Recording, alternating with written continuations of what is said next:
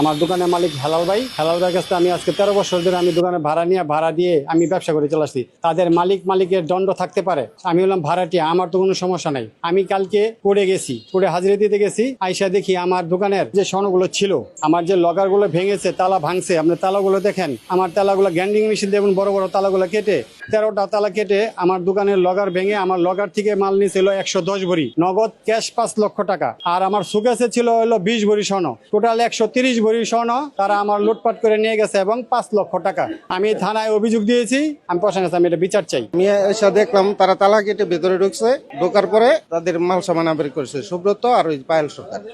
সুব্রত ব্যবহার হয়েছে, লোকজন নিয়ে আসা আমার ঘরের ব্যবহার হয়েছে, তালা কাটিয়া আমার বাড়িতে মাল সামান যা ছিল বাহিরে দিচ্ছে।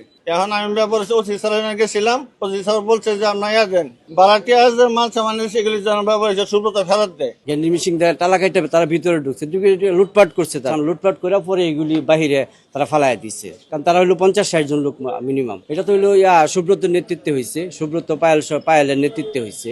স্বীকারও করতেছে যে তারা কাটছে, লুটপাট করছে, মানে এটা তারা স্বীকারও করে। এই দোকানে তালা খোলার জন্য আসছে। এই দোকানটা হচ্ছে সুব্রত চন্দ্র দাসের। দীর্ঘদিন যাবৎ চন্দ্র দাস জোরপূর্বক ভাবে এটা বুক দখলে খাচ্ছিল। সুব্রত চন্দ্র দাসের কাগজ কলমে সবকিছু থাকা সত্ত্বেও ও হচ্ছে নিজের ক্ষমতা দেখা এটা এতদিন বুক দখলে খাচ্ছিল।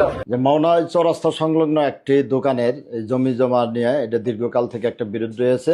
এই বিষয়টি নিয়ে বিজ্ঞ আদালতে মামলা প্রক্রিয়াধীন।